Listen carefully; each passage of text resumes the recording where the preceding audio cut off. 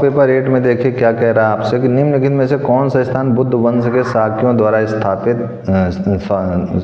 द्वारा शासित था। तो क्या हो जाएगा आपका कपिलवस्तु, एकदम सही है। फिर आपसे क्या, इसको तो एक्सप्लेन करने की जरूरत नहीं है, बुद्ध के विषय में सभी लोग जानते हैं, है ना। अब आगे आते हैं कि कौटिल्य का अर्थशास्त्र मौर्य प्रणाली के किस क्षेत्र का वर्णन करता है। तो ये किस क्षेत्र का वर्णन करता है, आपका प्रशासन का। फिर आपके आते हैं प्राचीन गणित पुस्तक गणित सार संग्रह द्वारा लिखी गई थी। तो किसके द्वारा लिखी गई थी, आपके महावीराचार्य द्वारा लिखी गई थी, ठीक है ना।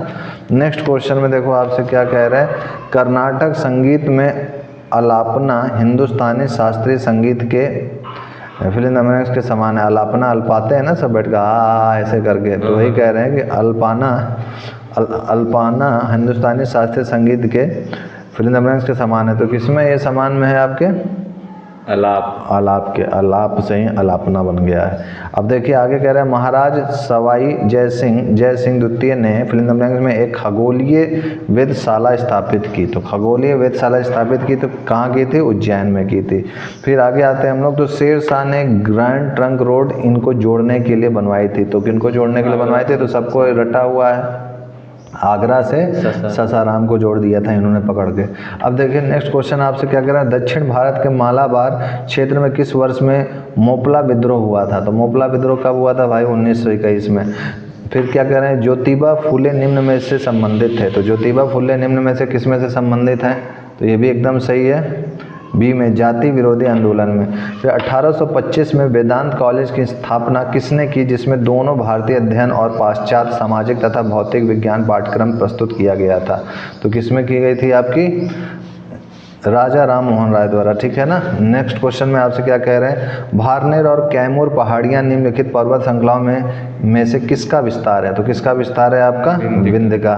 फिर निम्नलिखित में से कौन सी नदी डेल्टा नहीं बनाती। तो कौन सी नदी ऐसा जो डेल्टा नहीं बनाती है, हाँ ध्यान से देखो और सोच के बताओ, कंफ्यूजन ना रहे रत्ती मात्र भी। तो आपका नर्मदा है, ध्यान रखिएगा।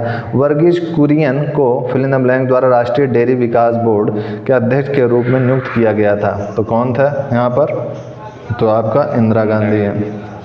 नेक्स्ट है आपसे कह रहे हैं सड़क के किनारे का स्टॉप का प्रतीक चिन्ह में होगा। तो किस तरीके के प्रतीक चिन्ह में होगा, आपका अष्टकोणीय आकार में होगा, ध्यान रखिएगा। इस टाइप से, ऐसे ऐसे ऐसे, फिर उसके बाद इस टाइप से, फिर ऐसे ऐसे ऐसे, 1 2 3 4 5 6 7 8, और यहाँ पे लिखा रहता है स्टॉप, ठीक है ना।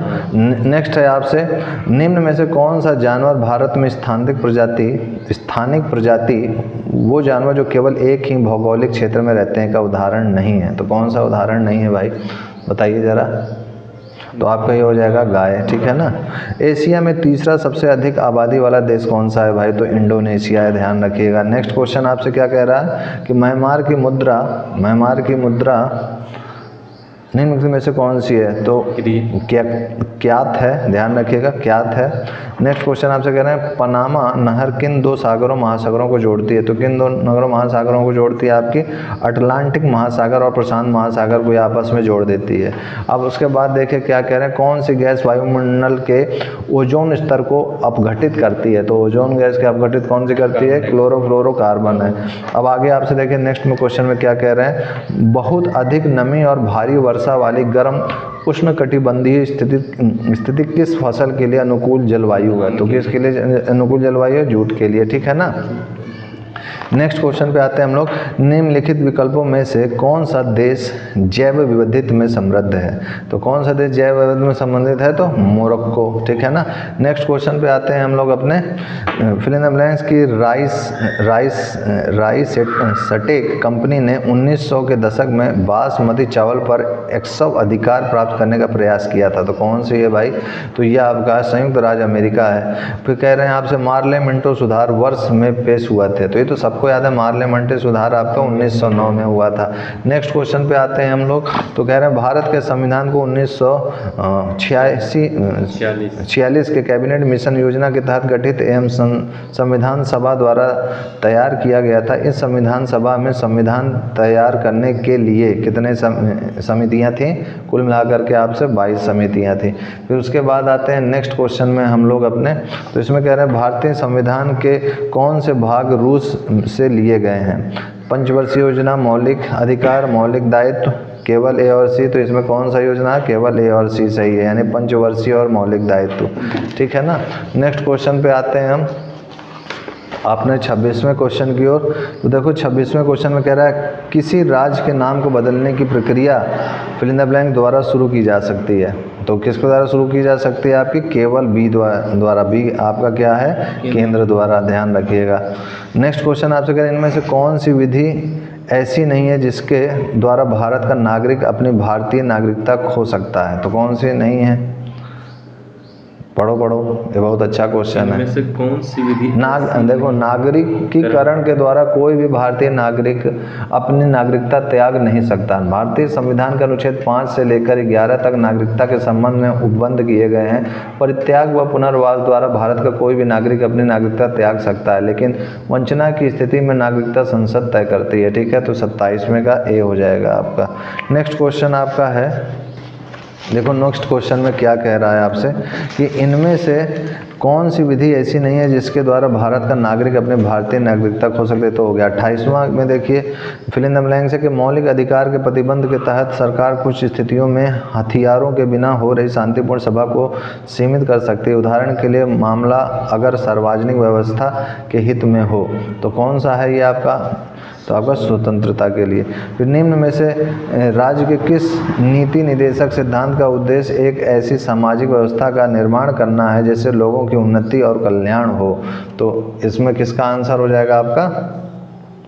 कि ए और बी दोनों ही है कि राज्य लोगों के कल्याण के लिए एक ऐसी सामाजिक व्यवस्था स्थापित करने और उसे बढ़ाने का पूरा प्रयत्न करेगा जहां लोगों को न्यायिक, सामाजिक, राजनीतिक सुरक्षा मिल सके। राष्ट्रीय जीवन की संस्थाओं को भी जुड़ने के लिए सूचित करेगा। राज्य पूरा प्रयास करेगा कि लोगों की आय के अंतर को कम कर सके और उनकी स्थितियाँ, सुविधाओं और अवसरों के बीच असमानताओं को दूर कर सके। न सिर्फ अलग अलग लोगों के लिए बल्कि उन लोगों के लिए भी जो अलग अलग समूहों में रहते हैं या अलग अलग कामों से जुड़े हैं। तो यहाँ आपका ए और बी दोनों ही है। नेक्स्ट क्वेश्चन आपसे कह रहे हैं पूर्ण रूप से जीएसटी की सिफारिश फिल इन द ब्लैंक द्वारा की गई थी। तो किसके द्वारा सिफारिश की गई थी? जल्दी सोचिए, बताइए। विजय कोलकर टास्क फोर्स के द्वारा। तो आपका सही आंसर होगा जीएसटी परिषद के द्वारा। ठीक है ना, ध्यान रखिएगा, जीएसटी परिषद के द्वारा, और कुछ नहीं। ठीक है। नेक्स्ट क्वेश्चन आपसे क्या कह रहे हैं? छिपी, यानी ये क्या लिखा है आपका? प्रच्छन्न छिपी बेरोजगारी का परिणाम क्या होता है? तो इसका परिणाम भाई क्या होता है? ये तो आप अच्छी तरीके से जानते हैं। इसका परिणाम होता है अनुत्पादक कर्मचारियों की संख्या में वृद्धि। ठीक है ना, ये हो जाएगा जो किसी काम के नहीं है। अब देखिए आगे बढ़ते हैं हम लोग 32वें क्वेश्चन में। एग मार्क है, तो एग मार्क क्या है? ये तो एकदम इजी है, सब लोग जानते हैं इसको, जल्दी बता दीजिए। अंडा उत्पादन हेतु खाद्य वस्तुओं के लिए गुणवत्ता आश्वासन मुहर, एग मार्क लगाते हैं ना, भूल गए? अब देखो वित्त मंत्री द्वारा बजट की प्रस्तुति के संदर्भ में निम्नलिखित में से कौन सा सही है? तो भाई कौन सा निम्नलिखित में से सही है? तो सही है आपका वित्त मंत्री का बजट भाषण सामान्यतया 2 खंडों में होता है। खंड ए कह रहे हैं कि खंड ए का निराधरण संबंधित प्रस्ताव पर और खंड बी देश के सामान्य आर्थिक सर्वेक्षण पर गौर करता है। तो ये आपका गलत है। बी देखिए, किसी चुनाव वर्ष में बजट 2 बार पेश किया जा सकता है। पहली बार लेखानुदान प्राप्त करने हेतु कुछ महीनों के लिए और दूसरी बार पूरी तरह से। तो बी सही है, यानी केवल बी।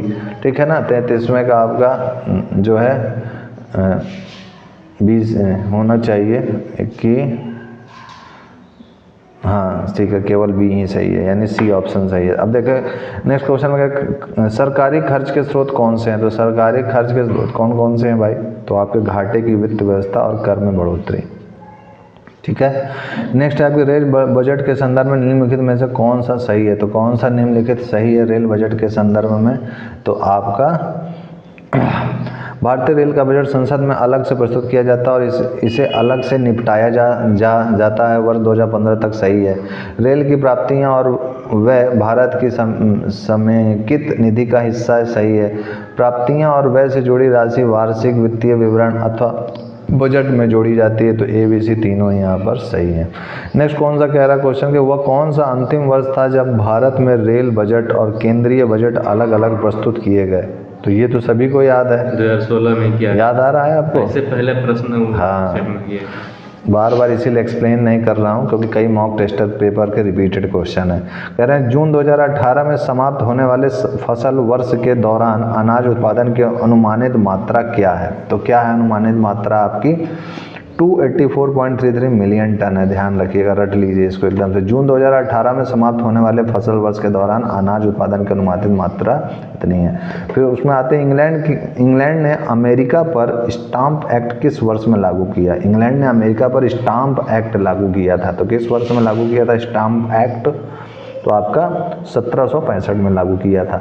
फिर आगे आते हैं मेसोपोटामिया का अभिप्राय है। इसका अभिप्राय क्या है सिंपली कि दजला फराद नदियों के बीच की उपजाऊ धरती। ठीक है ना। नेक्स्ट क्वेश्चन पे आते हैं हम लोग। क्या लिखा है यहाँ पर अब कि हाँ यूनिफॉर्म शब्दावली का संबंध है। तो किसका संबंध है ये सिंपली मेसोपोटामिया लेखन से है। नेक्स्ट आपसे क्या कह रहे हैं किसी पदार्थ में अति चालकता आती है यदि उसे अति निम्न ताप पर ठंडा किया जाए। नेक्स्ट क्वेश्चन आपसे कह रहे हैं निम्नलिखित में से संसाधन का कौन सा तरीका दुग्ध उत्पादकों के परीक्षण में प्रयोग किया जाता है। तो किस में प्रयोग किया जाता है विविकरण द्वारा। तो पाश्चुरीकरण द्वारा। ध्यान रखना। नेक्स्ट क्वेश्चन आपसे कह रहे हैं निम्नलिखित में से क्या द्वितीयक संचय यूनिट नहीं है। तो ध्यान से सोचो और बताओ इनमें से कौन सा होगा आपका। निम्नलिखित में से क्या द्वितीयक संचय यूनिट नहीं है। तो रैम, ये ध्यान रखना। नेक्स्ट क्वेश्चन आपसे क्या कह रहे हैं कौन सी धातु अन्य धातुओं के साथ मिलकर पारद बनाती है। कौन सी बनाती है पारा। नेक्स्ट क्वेश्चन आपसे कह रहे हैं यदि आवृत्ति n का एक स्रोत स्थिर श्रोता से वेग न्यू से गुजरता है और ध्वनि का वेग Vs is too much greater than V हो तो डॉपलर प्रभाव के कारण आवृत्ति में परिवर्तन होगा। तो ये रिपीटेड क्वेश्चन है, पहले मैंने इसका एक्सप्लेनेशन डिटेल में बताया था। तो यहाँ पर आपका सिंपली आंसर हो जाएगा 2/n/Vs हो जाएगा। इसको रख लीजिए और इसको मैंने इसका एक्सप्लेनेशन आपको पिछले वाले वीडियो में कराया है। रिपीटेड क्वेश्चन है ये। नेक्स्ट आपसे कह रहे हैं यदि फोटोन की तरंग दैर्ध्य का मान 2.2 इंटू 10⁻11 मीटर है तो फोटोन के संवेग का मान होगा। तो फोटोन के संवेग का मान क्या हो जाएगा सिंपली देखो फॉर्मूला होता है लैम्डा इक्वल h/p। p क्या होता है मास इंटू वेलोसिटी यानी मोमेंटम है p, h है प्लैंक्स कांस्टेंट, लैम्डा है वेवलेंथ। तो यहाँ से अगर p निकालोगे तो h/λ आ जाएगा। तो h हो जाएगा 6.6 इंटू 10⁻34 दिया हुआ है और लैम्डा वेवलेंथ दिया हुआ है 2.2 इंटू 10⁻11। इनको अपॉन में डिवाइड करोगे सॉल्व करोगे तो आपका आंसर सी आ जाएगा 3 इंटू 10⁻23 kg मीटर प्रति सेकंड। ठीक है ना। नेक्स्ट कह रहे हैं गैलीलियो ने किस यंत्र की खोज की। तो गैलीलियो ने किस यंत्र की खोज की थी टेलीस्कोप की थी। नेक्स्ट क्वेश्चन देखिए आपसे क्या कह रहे हैं पर जरा पढ़िए आप। सूर्योदय या सूर्यास्त के समय सूर्य का रंग लाल दिखता है क्योंकि। हाँ क्यों दिखता है क्योंकि बड़ी तरंग दैर्ध्य का प्रकाश प्रकर्णित होता है, स्कैटरिंग होता है ना। तो ये हो जाएगा आपका ए। नेक्स्ट हो जाएगा आपका रिडक्शन में शामिल है। क्या रिडक्शन में शामिल है आपका इलेक्ट्रॉन्स उपलब्धि। ठीक है ना। Gaining of electrons, losing of electrons, oxidation हो जाएगा। ठीक है। निम्नलिखित में से कौन सा कारक अभिक्रिया दर पर कोई प्रभाव नहीं डालता है। अभिक्रिया दर पर कोई प्रभाव नहीं डालता है तो कौन सा हो जाएगा आपका सांद्रता। फिर जलीय विलयन में क्षार धातुओं की अपचायक सामर्थ्य का सही क्रम है। तो अपचायक का क्या सही क्रम है आपका कि कैल्शियम है सबसे ज़्यादा, फिर रुबिडियम है, पोटेशियम है, सोडियम है, फिर लिथियम है। नेक्स्ट आपसे कह रहे हैं निम्न में से कौन सी धातु वजन में सबसे हल्की है। तो इनमें वजन में सबसे हल्की कौन सी है लिथियम है।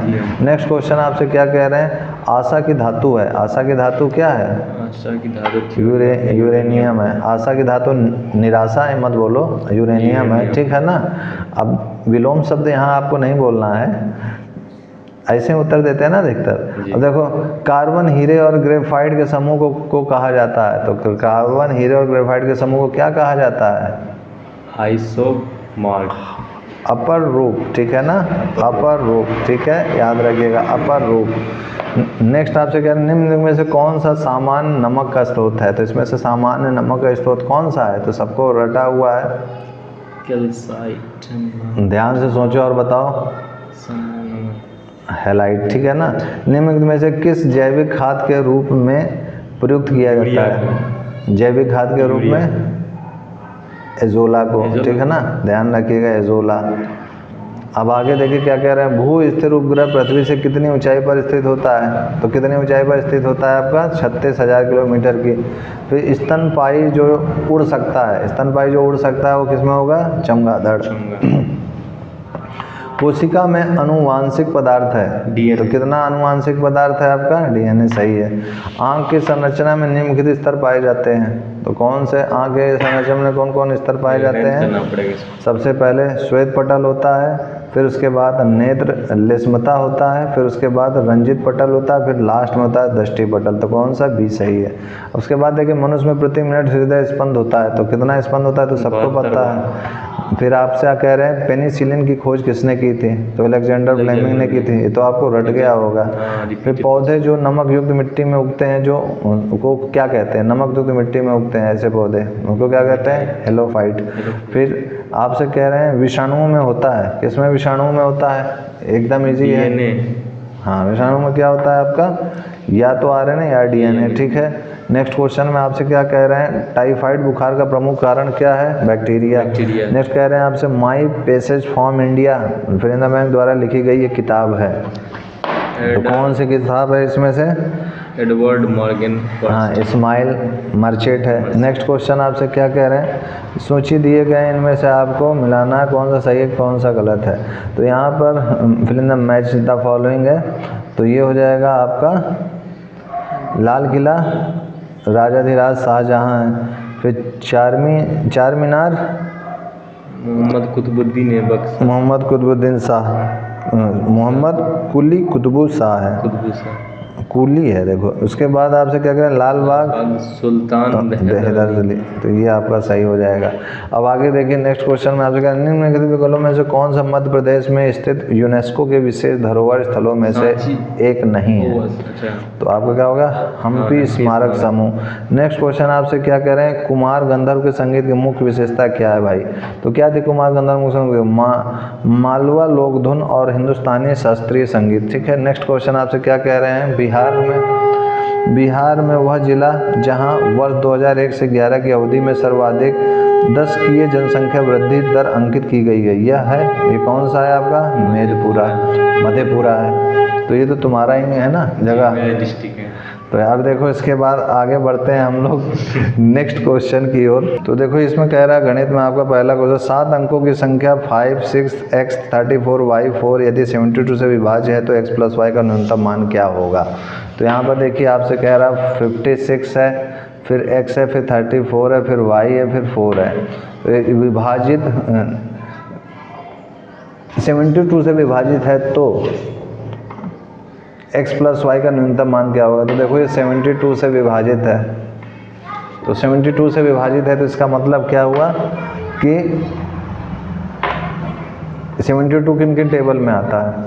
9, 8 या 72 है देखो, ठीक है ना। और किस में आता है?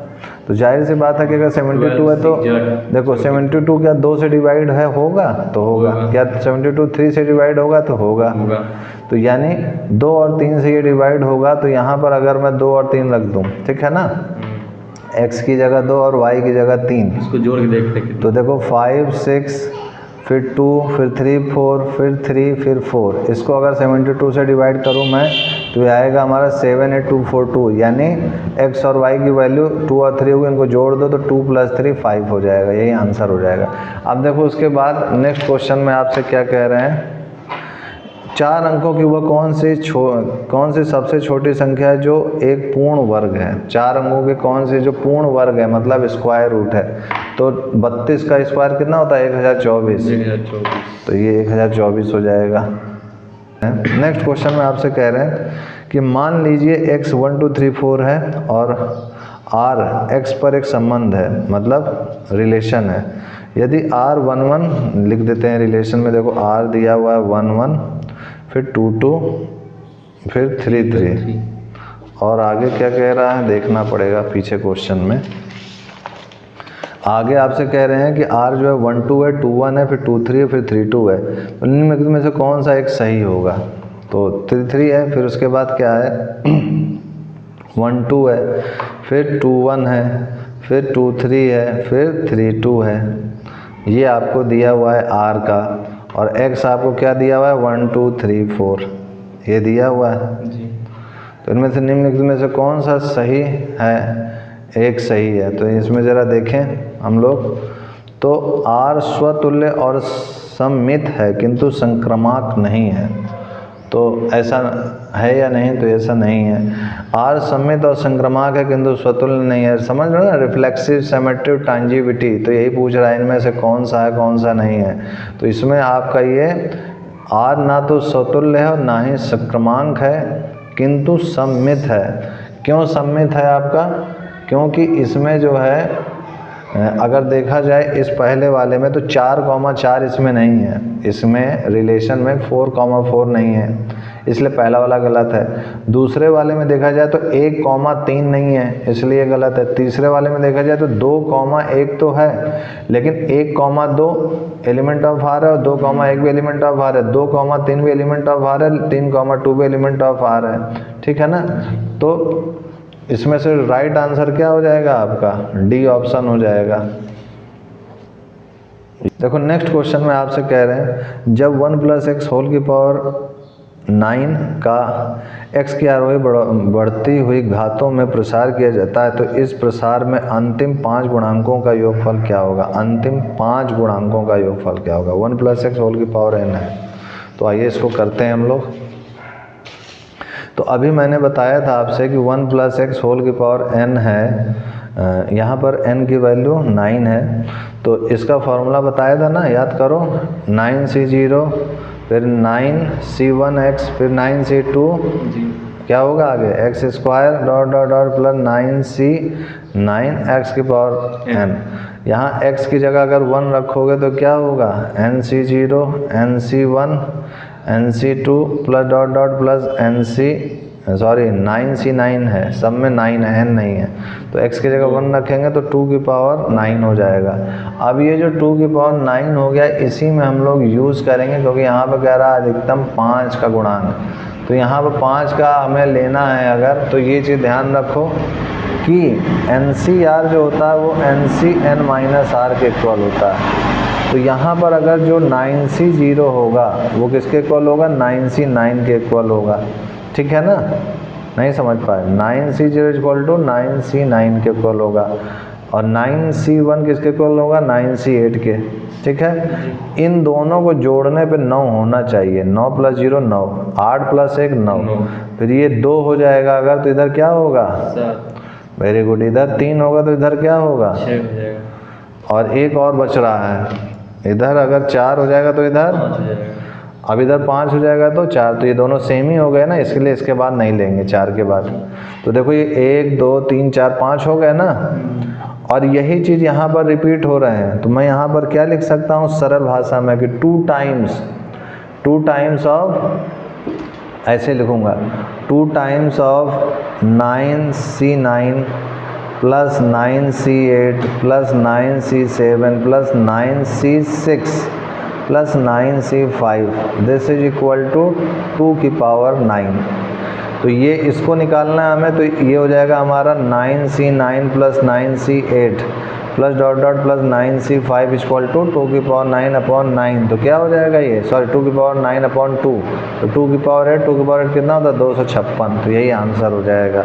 तो यही आपसे कह रहा था कि 5 का सम करने को इसमें कह रहा था कि देखिए कि प्रसार किया जाता है, इस प्रसार में अंतिम 5 गुणांकों का योगफल क्या होगा? तो देखो अंतिम 5 गुणांकों का योगफल जोड़ने पर ये हमने निकाल दिया। अंतिम 5 यहाँ से होगा ना, देखो पीछे से 5, ये फिर इससे पहले कहाँ तक जाएगा? NC5 तक जाएगा। ठीक है ना? चलो ये हो गया, आपको समझ में तो आ रहा होगा ना। अब देखो नेक्स्ट क्वेश्चन आपसे क्या कह रहे हैं कि x = 0 पर मॉडुलस x का अवकलज क्या होगा? तो x = 0 पर मॉडुलस x का अवकलज क्या होगा? सिंपली है एकदम, क्या होगा आपका? -1 होगा या या तो प्लस अवकलज पूछ रहा है, यानी लेफ्ट हैंड डेरिवेटिव और राइट हैंड डेरिवेटिव। वास्तव में ये y equal to mod x होगा। तो जब इसको तुम करोगे, मैं इसको बता दे रहा हूँ कि यहाँ पर y इक्वल टू देखो मॉड x है, तो इसको जब तोड़ोगे तो ये x होगा और माइनस x होगा, x ग्रेटर देन और equal to 0, x less than 0। जब इसका डिफ्रेंशिएशन करोगे तो ये 1 होगा, ये माइनस 1 होगा ना, तो ये आपका RHD में चला जाएगा, ये -1 LHD में जाएगा, तो दोनों इक्वल नहीं है ना, तो इनमें से का कोई अस्तित्व नहीं है, का अस्तित्व नहीं है, यही डी ऑप्शन हो जाएगा। अब देखो नेक्स्ट क्वेश्चन में क्या कह रहे हैं आपसे, 76 में किसी टीम के 12 खिलाड़ियों की औसत आयु 25 वर्ष है। यदि कप्तान की आयु भी सम्मिलित कर ली जाए तो औसत आयु 1 वर्ष बढ़ जाती है। कप्तान की आयु होगी तो औसत आयु मतलब 1 की, तो 12 खिलाड़ियों की कितनी हो जाएगी, 12 गुणे 25, ऐसे कर लो 12 गुणे 25, और मान लेते हैं कप्तान की आयु x है, कप्तान 1 है, सिंगल है, तो x गुणे 1 x ही होगा, बटे 12 प्लस 1 13, ये कितना है 26 है। इसको सॉल्व करोगे तो 25 गुणे 12 यानी 300 प्लस x और 26 गुणे 13 यानी 338, तो x का वैल्यू 38 वर्ष, यानी कप्तान की आयु कितनी होगी, 38 वर्ष होगी। ये हो गई हमारी। अब देखिए नेक्स्ट क्वेश्चन में क्या कह रहा है कि आंकड़ों को बहुलक है, आंकड़ों का बहुलक आपसे क्या हो जाएगा, इनमें जो सबसे ज़्यादा है जो सेम है, देखो 7.2 एक बार, 2 बार, फिर 3 बार, 4 बार है, और कोई है जो इससे ज़्यादा है, 7.7 7.7 है, 2 बार ही है, 7.6 एक बार है, तो ये सबसे ज़्यादा बार 7.2 है, यही आंसर हो गया। नेक्स्ट क्वेश्चन देखो आपसे क्या कह रहा है, एक व्यक्ति मीनार से एक गाड़ी को देखने पर पाता है कि अवनमन कोण 30 डिग्री है। इसका फिगर बनाना पड़ेगा, बिना फिगर के क्वेश्चन होगा नहीं।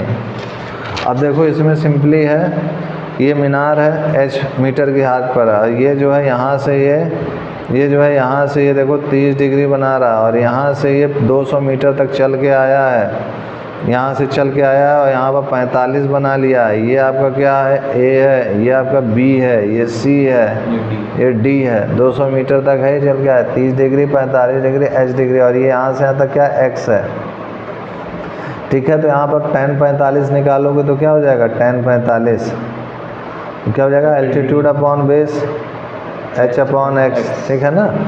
तो यहाँ से h इक्वल टू x आ गया, क्योंकि tan 45 1 होता है, फिर tan 30 क्या होता है, ये हो जाएगा एल्टीट्यूड अपॉन बेस, तो h अपॉन 200 प्लस x, ठीक है। तो यहाँ से tan 30 डिग्री क्या होता है, 1 अपॉन √3 होता है। अब यहाँ से हम लोगों को पूछ क्या रहा क्वेश्चन में कि मीनार की ऊंचाई ज्ञात कीजिए, यानी h की वैल्यू हमसे पूछ रहा है। तो यहाँ पर x की जगह पे h लिख दो, तो h अपॉन 200 प्लस h, ठीक है ना, तो 200 plus h equal to √3h, तो ये h इधर आएगा माइनस में, तो √3 माइनस 1 h इक्वल टू 200, तो h इक्वल टू 200 बटे √3 माइनस 1 मीटर, तो यही आंसर हो जाएगा। तो यानी कौन सा ऑप्शन सही होगा, सी वाला, 200 बटे √3 माइनस 1, ठीक है।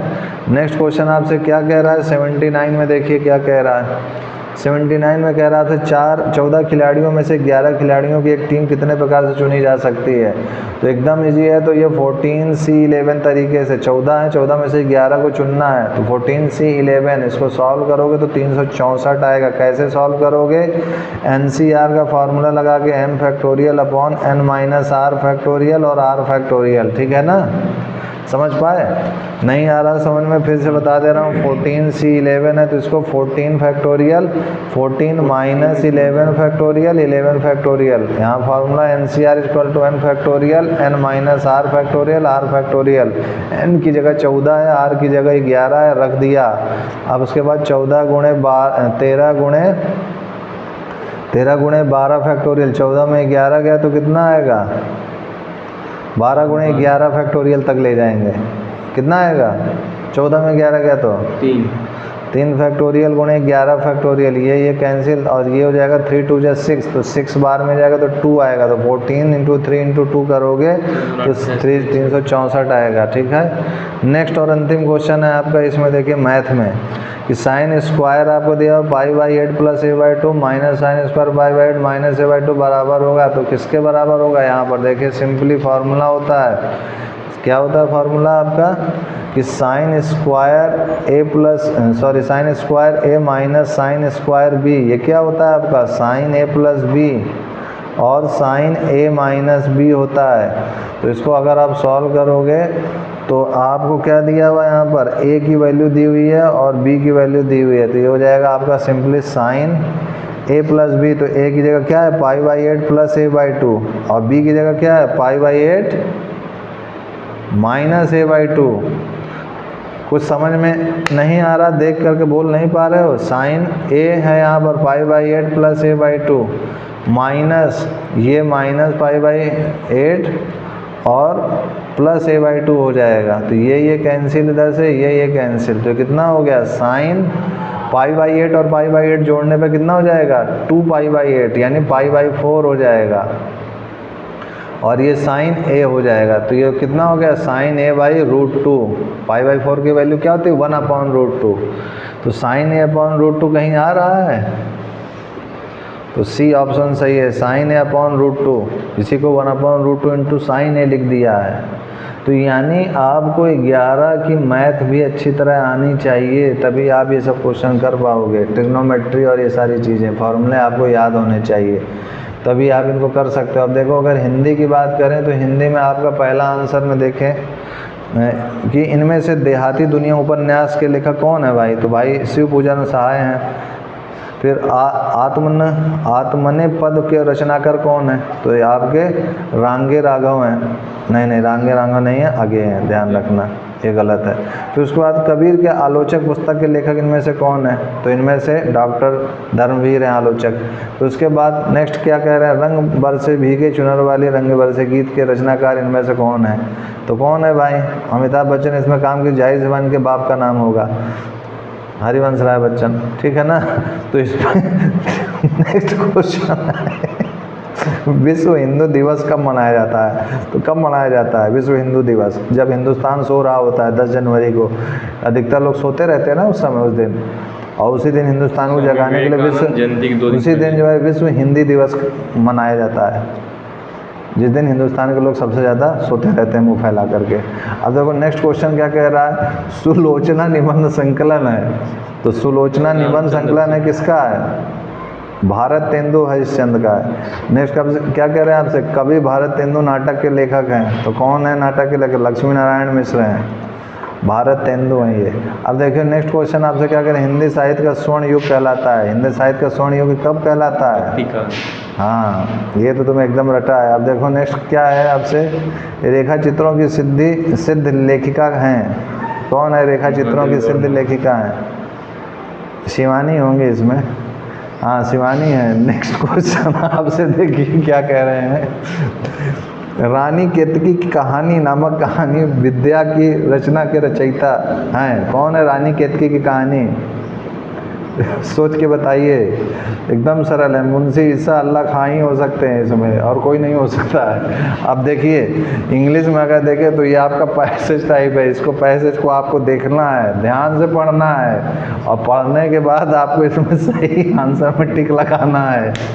तो इसमें जो है आपका, मैं आपको आंसर बता दे रहा हूँ, करते रहिएगा। बी होगा इसका और इसका सी होगा। फिर इसमें भी आपको देखो पैसेज टाइप दिया हुआ है, इसको पढ़ना है, और पढ़ करके इसको पढ़ना है, पढ़ करके आपको आंसर में टिक लगाना है। तो 94 में आपका क्या हो जाएगा, अच्छा 93 भी है, 93 में आपका पैसेज में है, तो 93 का टिक मैं लगा देता हूँ, आप इसको करते रहिएगा, पोएम दिया हुआ है, ठीक है। 94 में कह रहे हैं कि पैसिव वाइज में बदलना है इसको, व्हाट अम्यूज्ड यू, तो व्हाट अम्यूज्ड यू का सही विकल्प चुनिए, क्या होगा, by what were you amused, ठीक है। नेक्स्ट आपसे कह रहे हैं change the following sentence to indirect narration, indirect narration में आपको इसको बदलना है।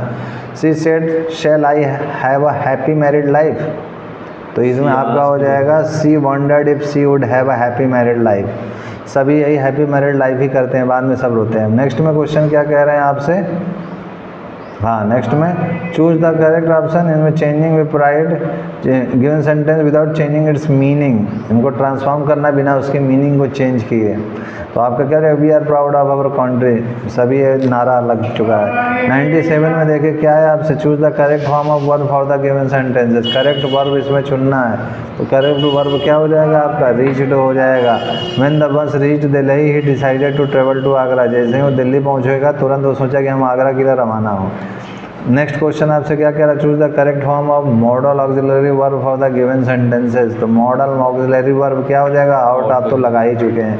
Identify and name the literary device used in the be loud glade, तो इसका हो जाएगा ट्रांसफर्ड एपिथेट हो जाएगा। फिर नेक्स्ट है आपका reporting writing by the individual should be, हमेशा फर्स्ट पर्सन होता है, सेकंड पर्सन का तो नाम ही नहीं है यहाँ, ठीक है ना। तो यही आपका हो जाएगा आंसर। तो इस टाइप से आपका ये भी मॉक टेस्ट पेपर ख़त्म हो गया है। आज के लिए इतना ही। जय गुरुदेव, जय Shri Ram, and I will see you next time.